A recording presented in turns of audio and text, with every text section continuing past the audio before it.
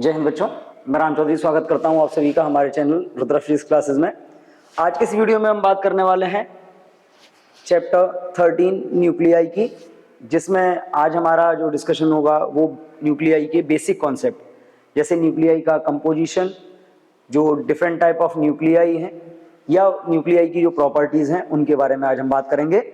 Start करते हैं nuclei से।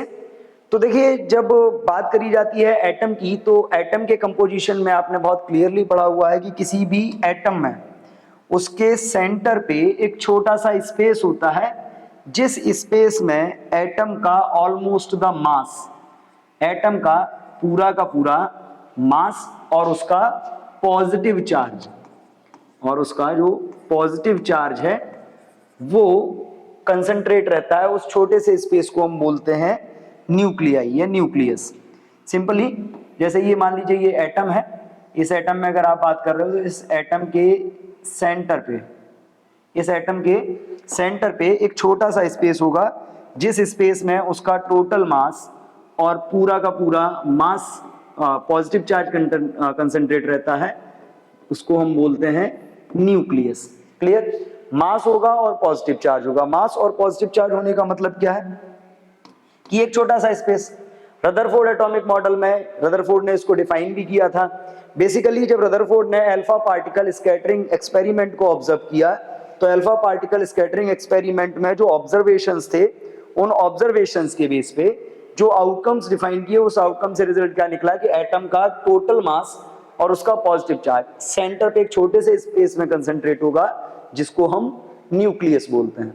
क्लियर? अगर हम इसी न्यूक्लियस की बात करें तो रदरफोर्ड ने अपने मॉडल में ये भी बोला था कि पॉजिटिव चार्ज होगा और इसके सराउंडिंग में ये जो ऑर्बिट्स होंगी, इन ऑर्बिट्स में क्या होगा, निगेटिवली चार्ज इलेक्ट्रॉन इसके सराउंडिंग में रिवॉल्व करेंगे। तो बेसिकली अगर न्यूक्लियस की हम बात करते हैं तो at the centre of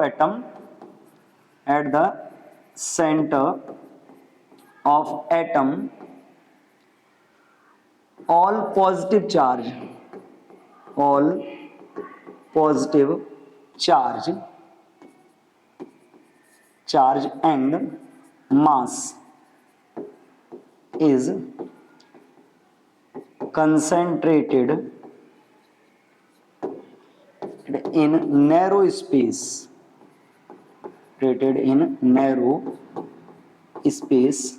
that is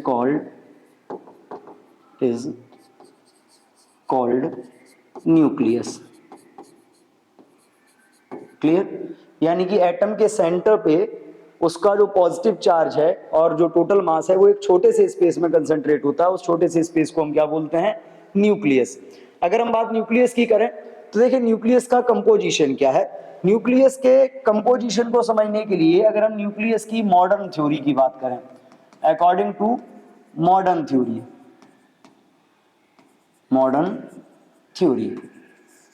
according to the modern theory अगर हम बात करते हैं तो मॉडर्न थ्योरी के अकॉर्डिंग जो आपका न्यूक्लियस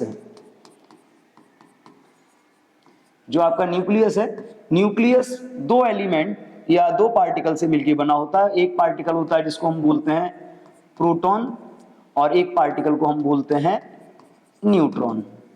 जो आपका प्रोटॉन होता है, प्रोटॉन इलेक्ट्रिकली पॉजिटिव होता है और जो आपका न्यूट्रॉन होता है वो इलेक्ट्रिकली न्यूट्रल होता है। क्लियर? अब अगर हम इसी की बात करते हैं प्रोटॉन की, तो देखिए जो प्रोटॉन है इलेक्ट्रिकली पॉजिटिव है। इलेक्ट्रिकली पॉजिटिव के अलावा इसका जो मास है वो होता है 1.67 इंटू 10⁻⁻27 kg। क्लियर? ऐसे ही अगर हम बात करते हैं न्यूट्रॉन की, तो न्यूट्रॉन का जो मास होता है वो होता है आपका, इसका भी मास लगभग इतना ही होता है 1.67 इंटू 10⁻⁻27 kg। क्लियर? इसके अलावा अगर इसके मास को हम AMU में डिफाइन करें, तो जो आपका प्रोटॉन है, प्रोटॉन का मास जो होता है वो होता है आपका 1.00727 AMU 1.00727 AMU। ऐसे ही अगर हम न्यूट्रॉन की बात करते हैं तो न्यूट्रॉन के मास को अगर हम AMU में डिफाइन करते हैं तो न्यूट्रॉन का जो मास होता है वो होता है 1.008 665 AMU। अब देखिए ये AMU क्या है, AMU बेसिकली होती है atomic mass unit, that is basically atomic mass unit. तो न्यूक्लियस का जो मॉडर्न थ्योरी है, मॉडर्न थ्योरी के according nucleus is composed by the two particles, one is the proton that is electrically positive and other is the neutron that is electrically negative। Proton की अगर हम बात करें तो जो मास है किलोग्राम में लगभग दोनों का सेम, और AMU में भी लगभग मास दोनों का सेम होता है। इसके अलावा अगर हम इसकी बात करते हैं, जो आपका प्रोटॉन है, प्रोटॉन का जो आपका चार्ज होगा, प्रोटॉन का चार्ज आपका होता है, इसको रिप्रेजेंट हम करते हैं E पॉजिटिव से, E पॉजिटिव से। वैसे तो प्रोटॉन है P से करना चाहिए, बट मैग्नीट्यूड वाइज इसका जो चार्ज है वो इलेक्ट्रॉन के चार्ज के इक्वल होता है, that's why we will denote it by E positive. और इसका जो चार्ज होता है वो होता है 1.6 into 10 to the power -19 coulomb. और ये जो आपका है न्यूट्रॉन, न्यूट्रॉन आपको मालूम है इलेक्ट्रिकली न्यूट्रल होता है, तो इसका चार्ज होता है 0। क्लियर। अब न्यूक्लियस में अगर बात करी जा रही है तो न्यूक्लियस में आपको ये बोला गया कि न्यूक्लियस के अंदर प्रोटॉन्स होते हैं। मान लीजिए हमने ये मान लिया ये न्यूट्रॉन है, येलो से हम जो ड्रॉ कर रहे हैं ये क्या है, ये न्यूट्रॉन्स हैं। इसके अलावा इसके अंदर प्रोटॉन भी होते हैं, और मान लीजिए ये जो हम जो रेड से डिनोट कर रहे हैं ये आपके प्रोटॉन है, न्यूट्रॉन और प्रोटॉन। क्लियर। हम यहाँ पे इनको इंडिकेट भी कर लेते हैं, ये हो गया, और दूसरा आपका ये हो गया, ये जो आपका है ये है आपका प्रोटॉन, और ये है आपका न्यूट्रॉन। ठीक है।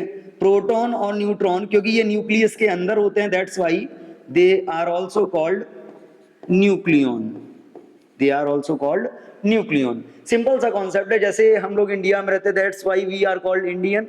ऐसे ही ये दोनों पार्टिकल्स कहाँ मिलते हैं, न्यूक्लियस के अंदर मिलते हैं, तो इनको क्या बोलते हैं, न्यूक्लियन बोलते हैं।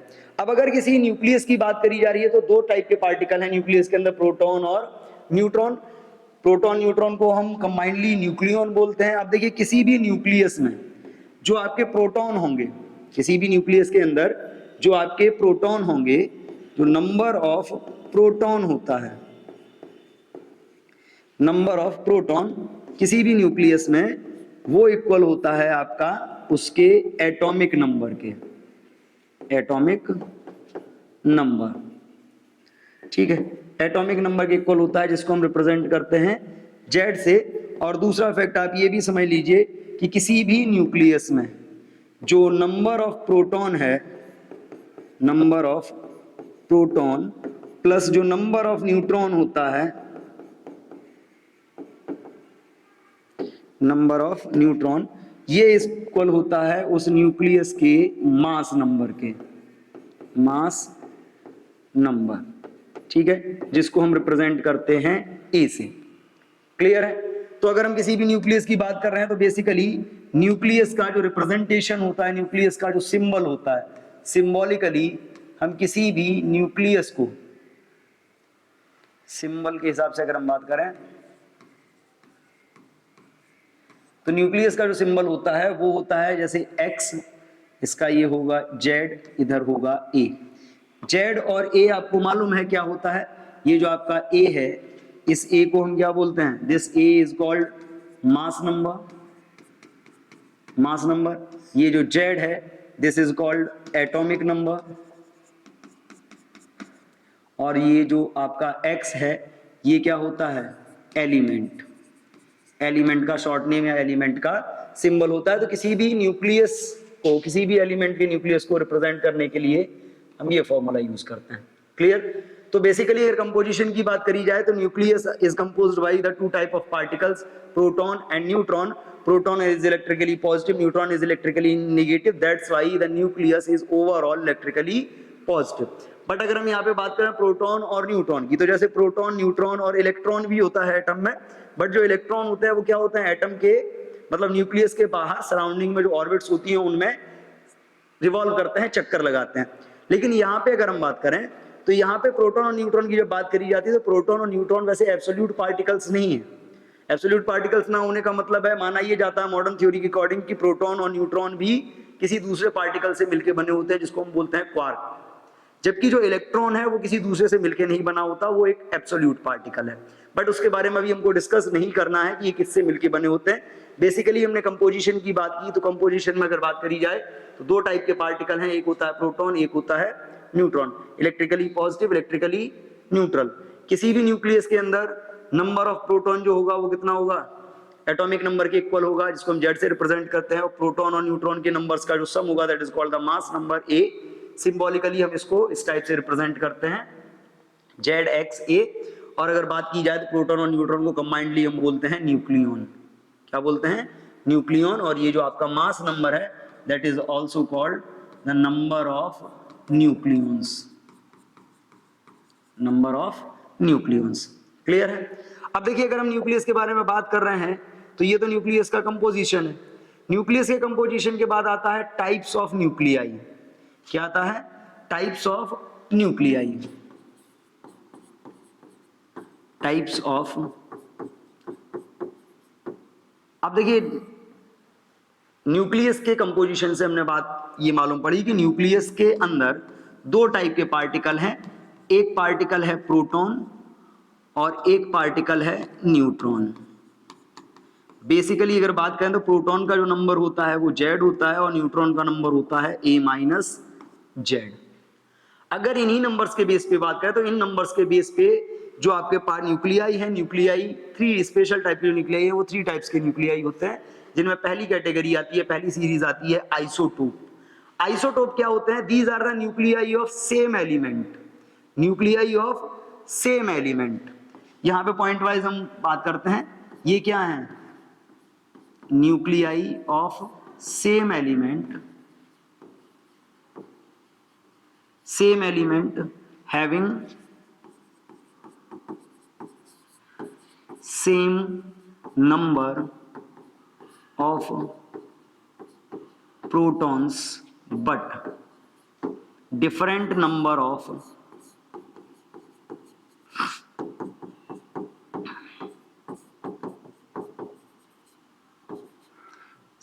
having same number of protons but different number of neutrons. Clear. या फिर हम ये कह सकते हैं कि इनमें जो इंपॉर्टेंट बात ये है कि इसमें ये जो जेड होगा, जेड कैसा होगा, सेम रहेगा, और जो एटॉमिक मास नंबर होगा या जिसको मास नंबर बोलते हैं वो क्या होगा, वो डिफरेंट होगा। क्लियर। अब यहाँ पे देखो जेड सेम होगा बट मास नंबर डिफरेंट होगा, जेड के सेम होने और मास नंबर डिफरेंट होने, इसके कुछ एग्जांपल्स भी देख लीजिए आइसोटोप के। अगर हम एग्जांपल्स की बात करते हैं तो देखो अलग अलग एलिमेंट्स के लिए हम एग्जांपल की बात करते हैं। फर्स्ट एग्जांपल हमारा 1H1, 1H2, 1H3। क्लियर। देखिए नंबर ऑफ प्रोटॉन सेम है, दैट मीन्स क्या है, एटॉमिक नंबर सेम है बट मास नंबर डिफरेंट है। सेकेंड एग्जांपल की बात करते हैं 6C12, 6C13, 6C14। इसके अलावा 17Cl35, 17Cl37। इसके अलावा अगर हम बात करते हैं 92, 235, 92, 238। क्लियर। तो अब यहाँ पे देखिए इन सारे पेयर्स में अगर हम बात करें तो एटॉमिक नंबर सब में सेम है बट मास नंबर डिफरेंट है। मास नंबर डिफरेंट होने का रीजन क्या है कि जो सेम नंबर, प्रोटॉन का नंबर सेम है यानी कि ये सेम रहेगा, एटॉमिक नंबर सेम रहेगा, बट क्या है, डिफरेंट नंबर ऑफ न्यूट्रॉन होने से क्या होगा, जो मास नंबर होगा वो डिफरेंट हो जाएगा। क्योंकि अगर मास नंबर की आप बात करते हो तो मास नंबर होता है प्रोटॉन प्लस न्यूट्रॉन और ये होता है केवल प्रोटॉन के इक्वल। क्लियर है। तो these type of nuclei are called the isotopes. Clear है। आइसोटोप्स की बात अगर हम बात करें तो सेकंड कैटेगरी आती है जिसको हम बोलते हैं आइसोबार। आइसोबार क्या होता है कि अगर आइसोबार की बात करते हो तो आइसोबार्स क्या होते हैं, nuclei that have same mass number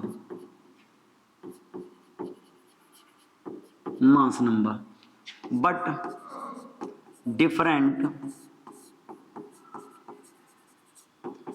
atomic number, यानी कि अगर हम यहां से बात करें तो यहां पे देखो Z सेम नहीं होगा और प्रोटॉन, नंबर ऑफ प्रोटॉन भी सेम नहीं होगा, नंबर ऑफ न्यूट्रॉन भी सेम नहीं होगा, बट नंबर ऑफ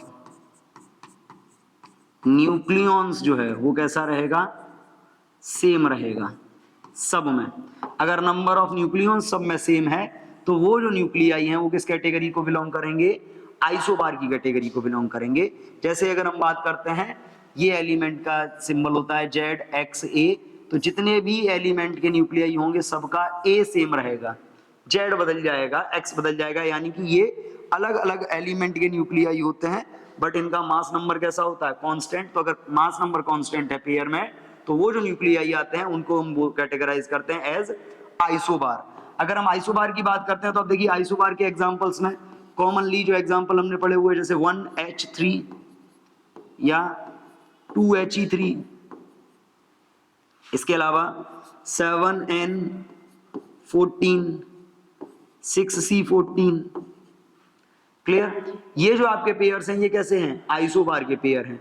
यहां पे देख लीजिए, इसमें अगर हम बात करते हैं तो इसमें देखो इस पेयर में ये सेम, इस पेयर में ये सेम, बट क्या है एटॉमिक नंबर डिफरेंट है। तो ये जो पेयर है इस टाइप के न्यूक्लियाई को हम बोलते हैं आइसोबार। आइसोबार में क्या होता है, सिंपली जो नंबर ऑफ न्यूक्लियॉन्स है, नंबर ऑफ न्यूक्लियॉन्स का मतलब है मास नंबर होगा वो कांस्टेंट रहेगा बट एटॉमिक नंबर चेंज हो जाएगा। तो इस टाइप की न्यूक्लियाई को हम बोलते हैं आइसोबार। थर्ड कैटेगरी जो आती है वो आती है आपकी आइसोटोन। नेम से ही क्लियर है, आइसोटोन मतलब प्रोटॉन, और जो इसमें न्यूट्रॉन है न्यूट्रॉन्स का नंबर सेम रहेगा। तो हम सिंपली बोल सकते हैं nuclei those have same number of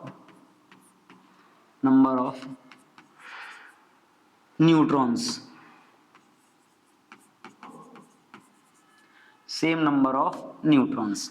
अब देखिए सेम नंबर ऑफ न्यूट्रॉन होने का मतलब क्या है, सिंपली इसका मतलब है कि किस जो पेयर हमको दिए जाएंगे उनके लिए जो A माइनस जेड रहेगा वो कैसा रहेगा, सेम रहेगा। A माइनस जेड, A क्या होता है, मास नंबर होता है, Z होता है एटॉमिक नंबर। तो मास नंबर और एटॉमिक नंबर का डिफरेंस अगर कांस्टेंट रहता है, सेम रहता है, तो उनकी जो कैटेगरी है, उनकी जो पेयरिंग है उसको हम आइसोटोन की कैटेगरी में रखते हैं। एग्जांपल वाइज अगर हम बात करें तो there are few examples. For example 1H3, clear, 2He4। अगर इन दोनों पेयर्स में अगर हम देखते हैं तो इन दोनों पेयर्स में जो आपका A माइनस जेड है वो कितना आ रहा है, दोनों ही पेयर में 2 आ रहा है। 3 माइनस 1 भी 2, 4 माइनस 2 भी 2।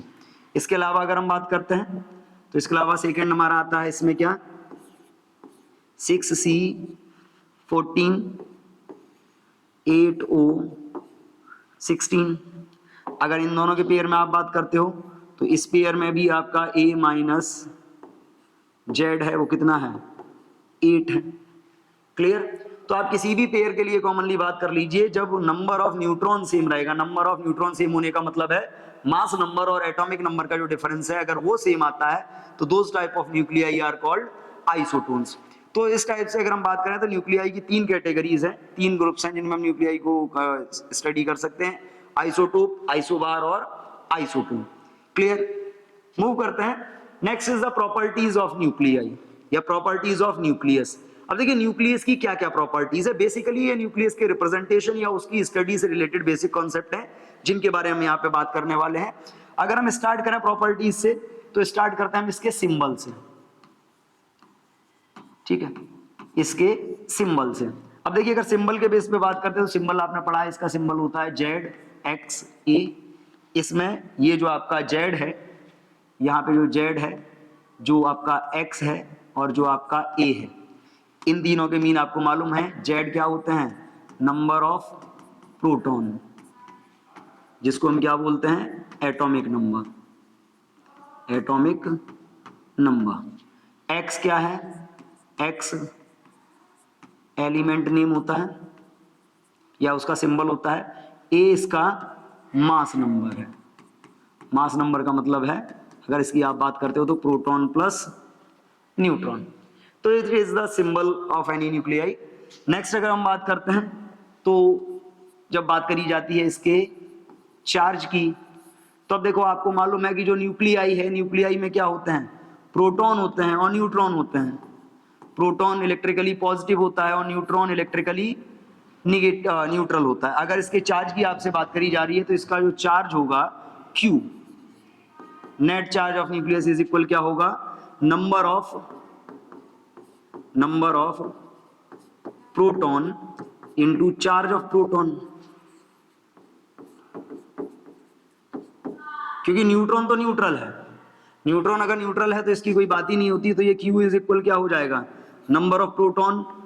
नंबर ऑफ प्रोटॉन को Z से रिप्रेजेंट करते हैं और इसको क्या होता है, प्रोटॉन इलेक्ट्रॉन का जो चार्ज है प्रोटॉन का उसको E, क्योंकि ये पॉजिटिव होता है तो इसका चार्ज क्या हो गया, प्लस ZE। क्लियर। चार्ज के अलावा अगर हम बात करते हैं तो नेक्स्ट आता है इसका शेप एंड साइज। क्लियर। अब देखिए शेप एंड साइज की अगर बात करते हैं तो शेप और साइज में बड़ा क्लियरली आप एक बात समझ लीजिए, इसका जो शेप है वो हमने माना है, पहले ही रदरफोर्ड एटॉमिक मॉडल से ये बात क्लियर हो गई थी कि ये कैसा होता है, स्फेरिकल होता है। अब बात करते हैं साइज की, तो साइज में एक बात समझ लीजिए, न्यूक्लियस के अंदर क्या होता है, प्रोटॉन और न्यूट्रॉन होते हैं। प्रोटॉन और न्यूट्रॉन का नंबर जितना ज्यादा होगा साइज उतना बड़ा होगा। एक सिंपल सी बात है, एक न्यूक्लियस में एक प्रोटॉन एक न्यूट्रॉन है, साइज छोटा होगा। उसी न्यूक्लियस में दो प्रोटॉन दो न्यूट्रॉन होंगे तो क्या होगा, साइज बड़ा होगा। तो इस हिसाब से अगर हम बात करते हैं साइज के बेस पे, अगर हम बात करें तो जो वॉल्यूम होता है, volume of nucleus is directly proportional होता है मास नंबर के, मास नंबर के।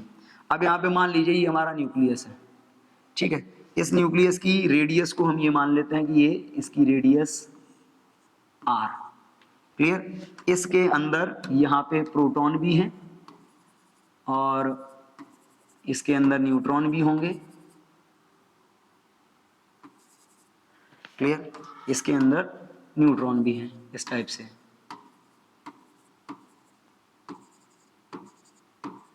ठीक। R रेडियस है इसकी। अगर हम R रेडियस की बेस पे बात करेंगे कि स्फेरिकल है तो स्फीयर का वॉल्यूम आपको मालूम है 4/3 पाई R क्यूब, ठीक, is directly proportional to the mass number, मतलब A। अगर आप इसी बेस पे अगर हम कैलकुलेट करते हैं तो यहां से देखो क्या होगा, R ये 4/3 पाई, ये भी क्या है, ये भी एक तरीके से कांस्टेंट है। तो अगर हम इसको देखें तो हम यहां से ये भी लिख सकते हैं, जो R क्यूब है, ये जो रेडियस थी यहाँ पे R क्यूब है, that is directly proportional to A। Cube उधर जाएगा तो ये क्या हो जाएगा, R is directly proportional to A power 1/3। यहाँ पे अगर आप प्रोपोर्शनलिटी साइन हटाओगे तो ये क्या आएगा, R इज इक्वल, यहाँ पे कांस्टेंट आ जाएगा R0 into A power 1/3। Clear. R is equal R0 into A power 1/3।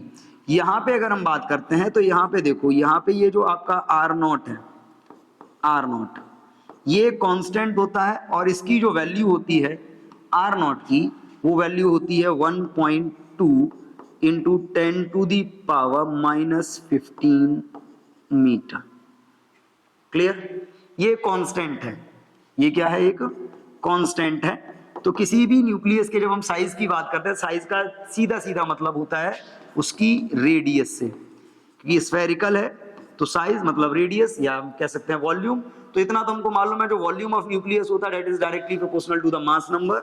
इसके बेस पे 4/3 पाई R क्यूब स्फेरिकल है, mass number A 4/3 pi constant है, तो यहाँ पे कांस्टेंट हट जाएगा, R cube is directly proportional to A। इस बेस पे बात करते हैं तो R is directly proportional to A power 1/3, और यहाँ से जो हमारा कांस्टेंट आता है R is equal R0 A power 1/3, और जो R0 है वो होता है आपका 1.2 इंटू 10⁻⁻15 मीटर। और ये जो आपका -15 मीटर है, ये आपको ऑलरेडी मालूम है कि ये -15 मीटर को हम क्या बोलते हैं, this is called Fermi.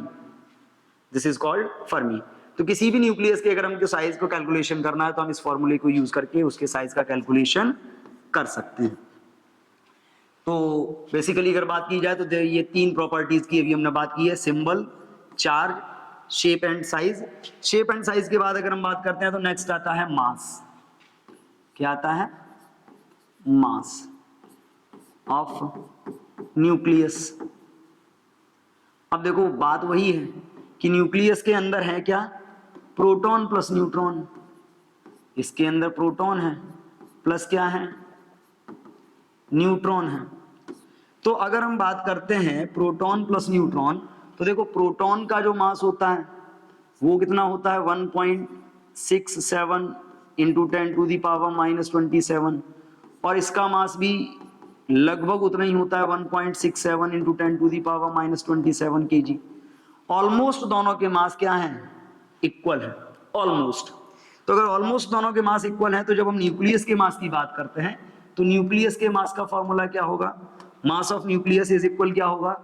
Mass of protons, mass of protons plus mass of neutrons. Clear?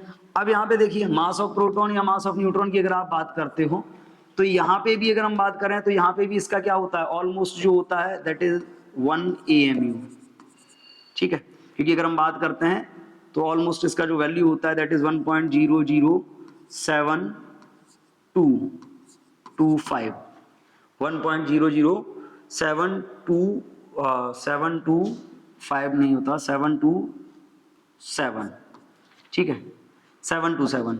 और इसका जो मास होता है दैट इज ऑलमोस्ट 1.00866। क्लियर? तो एक का होता है 1.00727 AMU, दूसरे का होता है 1.00866। तो ऑलमोस्ट इनके मास सेम है, और जब ऑलमोस्ट इनके इनके जो मास है वो सेम है तो अगर हम मास ऑफ प्रोटॉन या मास ऑफ न्यूट्रॉन की बात करते हैं तो कॉमनली फॉर्मूला क्या आएगा? मास ऑफ प्रोटॉन क्या होगा? Number of proton, number of proton मतलब Z into mass of proton, plus इसका क्या होगा? A minus Z into mass of neutron. और यहां पे अगर हम बात करते हैं तो जो आपका मास ऑफ प्रोटॉन है that is almost equal to the mass of neutron, almost 1 unit, यानी कि 1 AMU। वैसे AMU को हम डाल्टन भी बोलते हैं, AMU को हम डाल्टन भी बोलते हैं। तो ऑलमोस्ट ये इक्वल है। जब ऑलमोस्ट ये इक्वल है इस केस में अगर हम बात करते हैं तो यहाँ पे देखिए, यहां से जो कैलकुलेशन आएगा हमारा वो क्या आएगा? M इज इक्वल, ये हो जाएगा Z, ये बेसिकली फॉर्मूला यही रहेगा, और चाहे तो हम इसमें वैल्यू प्लेस कर सकते हैं। क्लियर? इसके बाद अगर हम बात करते हैं मास ऑफ न्यूक्लियस के बाद आता है नेक्स्ट, इसका जो आएगा नेक्स्ट प्रॉपर्टी आएगी आपकी that is density. Next property is density of nucleus. ठीक है, मास ऑफ न्यूक्लियस हो गया, next is the density of nucleus. अब देखो डेंसिटी का फॉर्मूला आपको मालूम है, डेंसिटी इज इक्वल क्या होता है? Mass upon volume. क्लियर? अगर हम यहां पे बात करते हैं तो मास कितना आया? मास आ रहा है Z into MP plus A minus Z into MN, या सिंपली अगर हम इसकी बात कर लेते हैं तो हम इसको क्या लिख सकते हैं? M इज इक्वल, इन दोनों को अगर हम ऑलमोस्ट इक्वल कर लेते हैं तो ये हो जाएगा A into mass of proton, almost. ठीक है, ऑलमोस्ट इतना हो जाएगा। तो अगर हम ये वैल्यू रखते हैं तो ये वैल्यू यहां पे रखेंगे A into mass of proton upon volume. Volume क्या होता है? वॉल्यूम का होता है 4/3 पाई r³। अगर ये वैल्यू हम यहाँ पे प्लेस करेंगे, ये वैल्यू हम यहाँ पे प्लेस करेंगे तो बहुत क्लियर समझ लो, r हमने पहले पीछे फाइंड किया हुआ, ये वैल्यू हम यहाँ पे रखेंगे तो ये क्या हो जाएगा? Rho is equal A into mass of proton upon 4/3 pi, 4/3 pi, ये क्या हो जाएगा? r0³ into A। क्या था? R naught into A power 1/3 whole cube करोगे तो R naught cube into A power 1। अगर हम यहाँ पे देखें तो इस ए से ये ए कैंसिल, बेसिकली आर नॉट और मास ऑफ प्रोटॉन की वैल्यू जब रख के आप सॉल्व करोगे तो ये जो आपका आएगा, ये आपका आएगा लगभग रो इज इक्वल 2.3 इंटू 10⁻17 kg पर मीटर क्यूब। अब देख लीजिए ये जो डेंसिटी है ये एक फिक्स अमाउंट में है, ये एलिमेंट पे डिपेंड नहीं करती कि किसी दूसरे एलिमेंट की बात करें तो डेंसिटी अलग होगी, हाइड्रोजन की अलग होगी, ऑक्सीजन की अलग होगी, नाइट्रोजन की अलग होगी, एलिमेंट पे डिपेंड नहीं कर रही है। मास ऑफ प्रोटॉन भाई 4/3 पाई, आर नॉट क्यूब ये कांस्टेंट है, सारी वैल्यूज कांस्टेंट है, मतलब न्यूक्लियस की जो डेंसिटी है वो एलिमेंट के नेचर पे या एलिमेंट पे डिपेंड नहीं करती, इट इज अ कांस्टेंट। और अगर वैल्यू वाइज बात करी जाए तो ये कितना 2.3 इंटू 10⁻17। 10⁻17 का मतलब है कि ये बहुत कॉम्पैक्ट स्ट्रक्चर होता है न्यूक्लियस का। कॉम्पैक्ट का मतलब है कि एक बहुत छोटे से स्पेस में ये बहुत ज्यादा मास को इंक्लूड कर सकता है। तो this is the density of nucleus. Clear? तो बेसिकली हमने जो बात की 3 प्रॉपर्टीज हमने यहाँ पे स्टडी की हुई थी, और अगर हम बात करें तो 2 प्रॉपर्टीज हमारे पास यहाँ पे आ रही हैं, 4th ये मास और 5th ये डेंसिटी। क्लियर है? आपने सिंबल की बात की, आपने चार्ज की बात की, सिंबल हो गया, चार्ज हो गया, शेप एंड साइज हो गया, इसके अलावा हमारा मास हो गया और डेंसिटी हो गई। तो ये सारी जो प्रॉपर्टीज थी ये प्रॉपर्टीज थी न्यूक्लियस की। इसके बाद आप देखो न्यूक्लियस की हमने जब बात की तो न्यूक्लियस में क्या थे, प्रोटॉन थे, न्यूट्रॉन थे। प्रोटॉन और न्यूट्रॉन के जो मास थे वो 10⁻⁻27 kg की रेंज में थे, और 10⁻⁻27 kg की रेंज में होने का मतलब है इनकी जो वैल्यू है वो क्या होगी, बहुत छोटी होगी।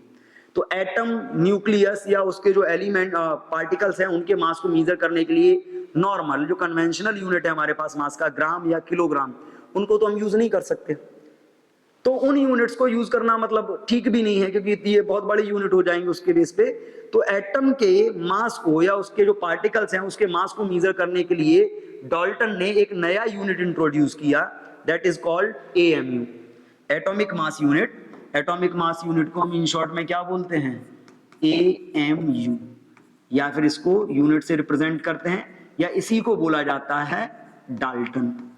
बेसिकली होता क्या है कि अगर हम बात करें 1 AMU की, 1 AMU या जिसको 1U बोलते हैं, it is the 1/12 of mass of carbon 12 atom into mass of carbon 12।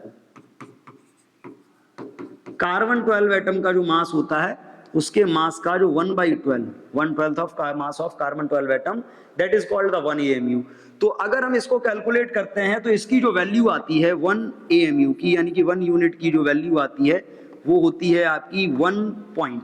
अब देखिए कार्बन 12 एटम में क्या है, कार्बन 12 एटम का मतलब ये है कि उसमें 6 प्रोटॉन है, 6 न्यूट्रॉन है, 6 प्रोटॉन और 6 न्यूट्रॉन है, इलेक्ट्रॉन भी है। उनको जब रख के हम कैलकुलेट करते हैं तो इसकी जो वैल्यू आती है वो आती है 1.6, हाँ 1.661 इंटू 10⁻⁻27 kg। 1.661 इंटू 10⁻⁻27 kg, या इसी को हम राउंडली क्या लिख लेते हैं, राउंड ऑफ करके 1.6 इंटू 10⁻⁻27 kg, 67, ठीक है। 1.661 into 10⁻⁻27 kg, this is the value of 1 AMU। या इसी को अगर आप ग्राम में लिखना चाहते हो तो आप इसको ये भी लिख सकते हो, 1U इज इक्वल 1.661 इंटू 10⁻⁻24 ग्राम। और सिंपली हम इसको डिफाइन क्या करते हैं, it is the mass 1/12 of the mass of carbon 12 atom. तो ये जो आपका एटॉमिक मास यूनिट है ये बेसिकली हम एटम या उसके जो पार्टिकल्स हैं उसके मास को मेजर करने के लिए एक नया यूनिट इंट्रोड्यूस किए हैं जिसको एटॉमिक मास यूनिट बोलते हैं। और इस चैप्टर में या एटम या न्यूक्लियस से रिलेटेड जितनी भी कैलकुलेशन होंगी मास की, मोस्टली इसी में होंगी। क्लियर है? और अगर हम AMU के बेस पे बात करते हैं तो देखो हम पीछे बात ही कर चुके हैं, एटम के पास जो पार्टिकल्स हैं उनकी अगर मास की बात करी जाए, एटम के अंदर जो पार्टिकल होता है प्रोटॉन, प्रोटॉन का मास होता है 1.00727 यूनिट। मास ऑफ न्यूट्रॉन कितना होता है 1.00826 unit. Clear. Mass of proton होता है 1.00727 और 1.00822 इसके अलावा इलेक्ट्रॉन की बात की जाए तो इलेक्ट्रॉन का जो मास होता है, मास ऑफ इलेक्ट्रॉन होता है 1.000 सॉरी 1 पॉइंट नहीं होता, इसका होता है 0.000546 यूनिट। मास ऑफ इलेक्ट्रॉन जो एएमयू में होता है 0.000546 समथिंग इतना आता है। एग्जैक्ट थोड़ा बहुत मतलब डिजिट, एक दो डिजिट चेंज हो सकते हैं लास्ट में, बट बेसिकली जो एएमयू में वैल्यू है वो तीनों पार्टिकल के लिए ये होती है। अगर गिवन है देन ओके, नहीं गिवन होती तो प्रोटॉन और न्यूट्रॉन इन दोनों का जो मास है, इन दोनों का जो अप्रोक्सीमेट मास हम यूज करते हैं, इन दोनों का अप्रोक्सीमेट मास हम 1 यूनिट यूज करते हैं, क्योंकि वैल्यू में कोई ज्यादा डिफरेंस नहीं है। क्लियर। अब यहाँ पे देखिए एटॉमिक मास यूनिट के बाद एक आता है इलेक्ट्रॉन वोल्ट। अब देखिए जो एनर्जी इलेक्ट्रॉन है या जो आपका एटम है, एटम या न्यूक्लियस है, एटम और न्यूक्लियस में जो एनर्जी होगी जिसको हम न्यूक्लियर एनर्जी बोलते हैं, या अदर जो एनर्जीज होती हैं, क्योंकि मास इनके बहुत कम होते हैं, दैट मीन्स इनकी जो एनर्जी का अमाउंट होगा वो भी कम होगा। तो इनकी एनर्जी को मेजर करने के लिए हम एनर्जी का एक स्मॉल यूनिट यूज करते हैं, that is called the electron volt. Electron volt के बारे में अगर बात की जाए तो ये क्या है, स्मॉलेस्ट यूनिट ऑफ एनर्जी है, यूनिट ऑफ एनर्जी है। ठीक है। और 1 इलेक्ट्रॉन वोल्ट जो होता है आपका, देखो बहुत क्लियर है, इलेक्ट्रॉन मतलब चार्ज, वोल्ट मतलब पोटेंशियल, और आपने ये पढ़ा हुआ है Q into V is equal होता है W, मतलब ये मिलके एनर्जी यानी कि वर्क बन सकता है। तो 1 इलेक्ट्रॉन वोल्ट आपका अगर बात की जाए तो 1.6 into 10 to the power minus 19 joule के इक्वल होता है। और यहीं से एक आपका यूनिट और बनेगा जो हम इस चैप्टर में मोस्टली यूज करेंगे, MEV। MEV इज इक्वल होता है 1.6 into 10 to the power minus 13 joule. तो मास और एनर्जी के जो यूनिट्स होंगे हम उनको मॉडिफाई करके यहाँ पे यानी कि अदर टर्म्स में यूज करने वाले हैं इस चैप्टर में। तो बेसिकली अगर इस चैप्टर की बात की जाए तो इस चैप्टर में हमने अभी क्या क्या पढ़ा, इस चैप्टर में हमने पढ़ा है अभी आपका न्यूक्लियाई का कंपोजिशन। क्लियर। न्यूक्लियाई की कंपोजिशन की हमने बात की, और यहाँ से बात करते हैं दोबारा से न्यूक्लियाई का कंपोजिशन का मतलब प्रोटॉन न्यूट्रॉन होते हैं, इनकी बेसिक प्रॉपर्टीज। इसके बाद हमने टाइप्स ऑफ न्यूक्लियाई की बात की जिसमें हमने आइसोटोप, आइसोबार और isotope. Then we will study about the properties of nucleus. Properties of nucleus के बाद हमारे पास दो छोटे से कॉन्सेप्ट थे, एक एटॉमिक मास यूनिट और एक इलेक्ट्रॉन वोल्ट। क्लियर है। आज की वीडियो में हम इतना ही रखेंगे, मिलेंगे नेक्स्ट वीडियो में नेक्स्ट टॉपिक के साथ। तब तक के लिए थैंक यू एंड जय हिंद।